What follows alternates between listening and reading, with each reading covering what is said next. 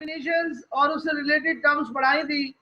आज हम आपको स्टिचोमेट्री से रिलेटेड कुछ और हेडिंग्स पढ़ाएंगे। तो सबसे पहले एक स्क्रीन शेयर कर रहा हूं आपके साथ, और ये स्क्रीन आपके साथ शेयर हो रही होगी। और यहाँ पर हेडिंग हम लगाएंगे, आप लोग हेडिंग लगाएंगे conditions for stoichiometric calculations. Students, stoichiometric calculations चंद अजम्पशंस पर बेस करती हैं और तीन बातों पर बेस करती है स्टिचोमेट्रिक कैलकुलेशन। उनमें से पहली बात यह है कि all the reactant must be completely converted into products. यानी ये हम एज्यूम करते हैं कि जितना भी रिएक्टेंट होता है वो सारे का सारा प्रोडक्ट में कन्वर्ट होता है। ये क्या हो रहा है?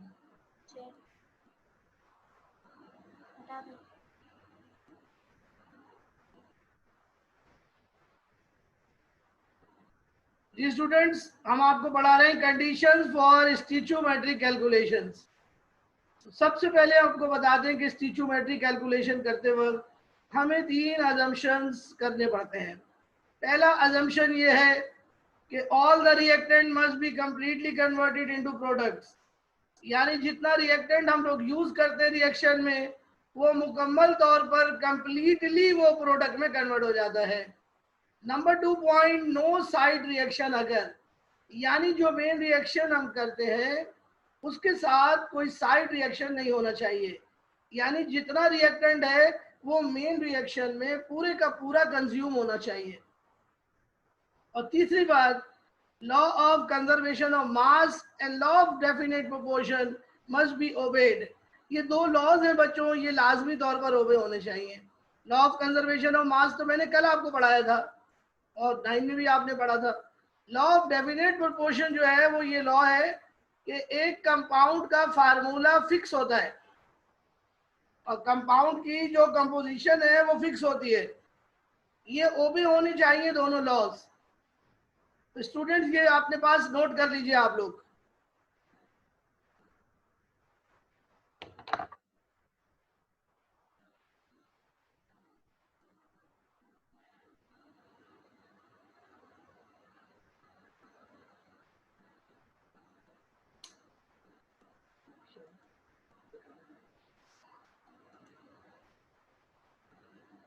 स्टूडेंट्स ये नोट कर लिया?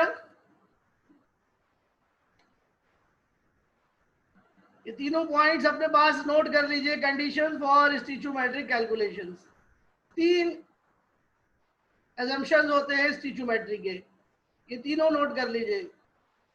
पहला assumption क्या था? All the reactant must be completely converted into products. यानी जितना रिएक्टेंट हम यूज करें वो सारे का सारा प्रोडक्ट में कन्वर्ट हो जाए। Second point, no side reaction अगर during the main reaction. And two laws, the law of conservation of mass and the law of definite proportion must be obeyed. Okay students, तो आगे चलते। यहां तक कोई पॉइंट पूछना है तो पूछ लीजिए। Yes, any question please ask.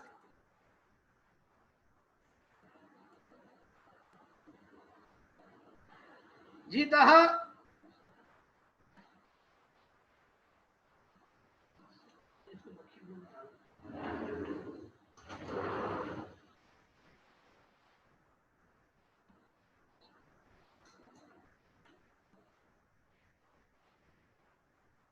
Point number 2 का मतलब ये बेटा कि साइड रिएक्शन मेन रिएक्शन के साथ कुछ और भी इररेलेवेंट रिएक्शंस जो है वो हो जाते हैं। उन रिएक्शंस को हम कंसीडर करते हैं कि वो नहीं होंगे, हालांकि एक मेन रिएक्शन के साथ दूसरे रिएक्शंस भी होते हैं, उनको साइड रिएक्शंस कहते हैं। बेटा तहा, तीसरा बेटा मारिया, तीसरा रूल ये है, तीसरी असम्पशन ये है कि दो लॉज हैं, law of conservation of mass and law of definite proportion. ये दोनों लॉज लाजमी तौर पर ओबे होने चाहिए। Law of conservation of mass आपको कल पढ़ाया था, उसका स्टेटमेंट क्या था? Mass of reactant must be equal to mass of product. Mass of reactant must be equal to mass of product. और लॉ ऑफ डेफिनेट प्रोपोर्शन का स्टेटमेंट क्या है कि a compound has definite proportion of elements by mass. A compound has definite composition or formula. ये है law of definite proportion. Is it clear to you? तो फिर आगे चले.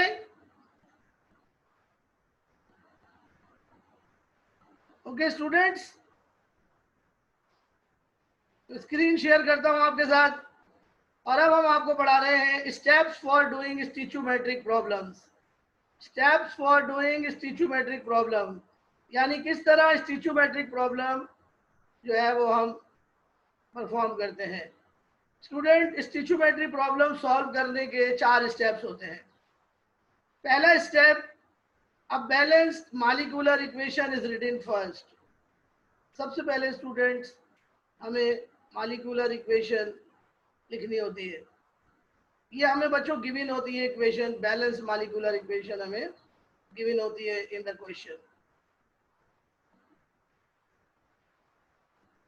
ओके. दूसरा step, given and required quantities are underline.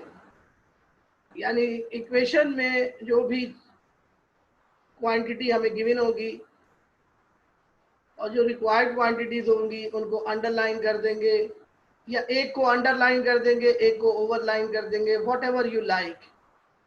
Step 3 में क्या करेंगे, द एटॉमिक और मॉलिक्यूलर मासेस और मोल्स और molar volumes of underline substances are written.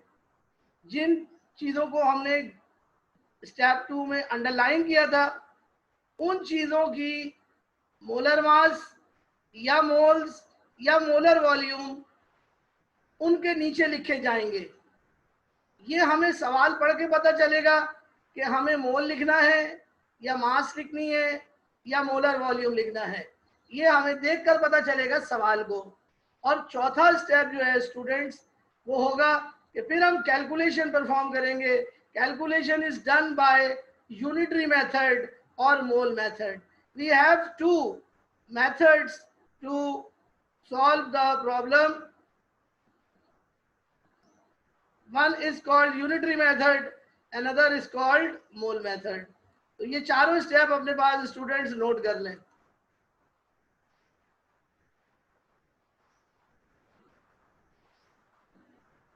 Okay.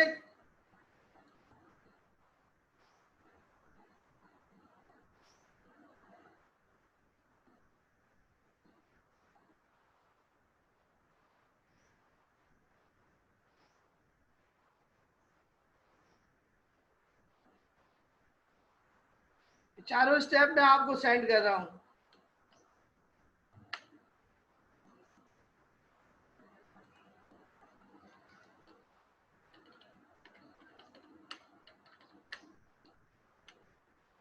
चारों स्टेप आपको मैंने सेंड कर दिए.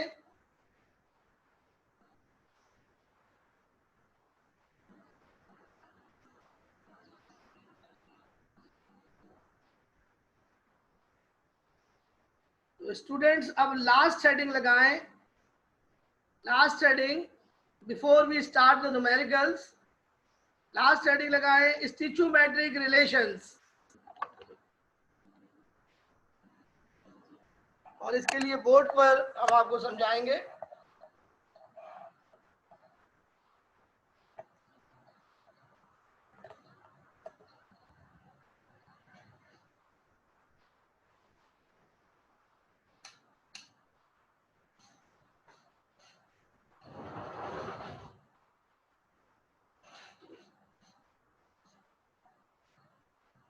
तो हेडिंग आप लगाएंगे स्टिचोमेट्रिक रिलेशंस.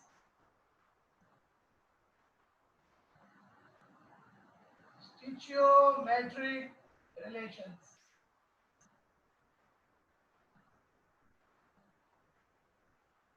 Stoichiometric relations 3 तरह के होते हैं.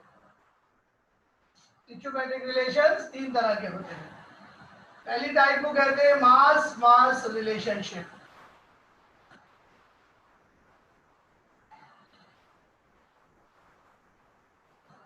दूसरी टाइप को कहते हैं मास वॉल्यूम रिलेशनशिप।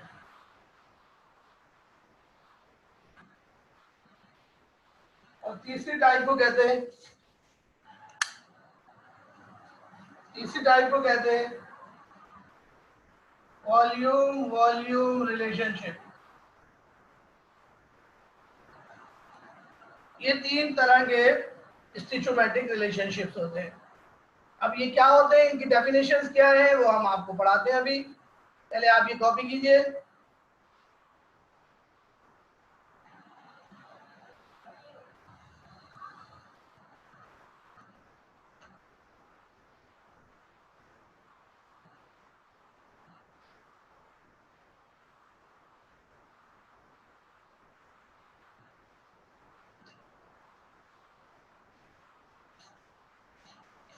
स्टूडेंट जल्दी से कॉपी कर लीजिए। स्टिचोमेट्रिक रिलेशनशिप तीन तरह के होते हैं, यानी तीन तरह की कैलकुलेशन पॉसिबल है। पहली कैलकुलेशन कहलाती है मास मास रिलेशनशिप। इस कैलकुलेशन में मास हमें गिवन होगी और मास हमें निकालनी होगी, तो मास मास रिलेशनशिप कहलाएगी है। दूसरा रिलेशन है वो कहलाता है मास वॉल्यूम रिलेशनशिप। इसमें हमें मास गिवन होगी, वॉल्यूम निकालना होगा, या वॉल्यूम गिवन होगा, मास निकालना होगा। और तीसरे रिलेशनशिप में,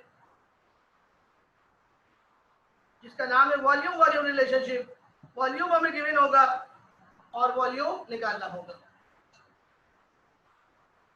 तो अब मैं ये बारी बारी आपको समझाता हूं, जल्दी से बोर्ड पर आप लोग देखें। कॉपी हो गया है? ओके जी। तो नंबर 1 की हेडिंग लगा लें, मास मास रिलेशनशिप। मास मास रिलेशनशिप क्या होता है? मास मास रिलेशनशिप में हमें कोई एक सब्सटेंस मालूम होता है, जिसे कहते हैं नॉन रिएजेंट। नॉन रिएजेंट की हमें मास गिवन होगी।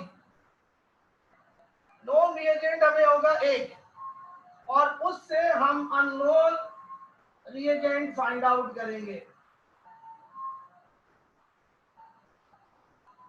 यानी एक रिएजेंट होगा, नोन होगा, उसका क्या नोन होगा? उसकी मास नोन होगी, और दूसरे की हम मास अननोन की निकालेंगे। यानी नोन रिएजेंट की मास से अननोन रिएजेंट की मास हम कैलकुलेट करेंगे। That is why the relation is called mass mass relationship. तो यानी क्या होगा? One of the reactant is known, तो फिर one of the product is unknown. यानी एक रिएक्टेंट हमें गिवन होगा और एक प्रोडक्ट हमें निकालना होगा उससे। यानी मास हमें एक की गिवन होगी और दूसरे की मास हमको निकालनी होगी। मास मास रिलेशनशिप के मुख्तलिफ केसेस हैं। मास मास रिलेशनशिप के मुख्तलिफ केसेस हैं। इसका पहला केस है जिसके अंदर हमें मोल गिवन होगा और मोल से हमें मोल निकालना होगा। तो हम इसे कहेंगे मोल मोल रिलेशनशिप। मोल हमें गिवन होगा और मोल हमें निकालना होगा। दूसरे टाइप के अंदर, दूसरे केस में क्या होगा? हमें गिवन होगी मोल और हमें निकालना होगा ग्राम यानी मास। मोल ग्राम रिलेशन। तीसरा रिलेशन होगा ग्राम मोल रिलेशन। हमें ग्राम गिवन होगा, मास गिवन होगी, मोल निकालना होगा। और चौथा रिलेशन होगा हमें ग्राम गिवन होगा और हमें ग्राम ही निकालना होगा। तो 4 रिलेशन पॉसिबल है मास मास रिलेशनशिप के अंदर। आप समझ रहे बात? तो जल्दी से इसे कॉपी कीजिए।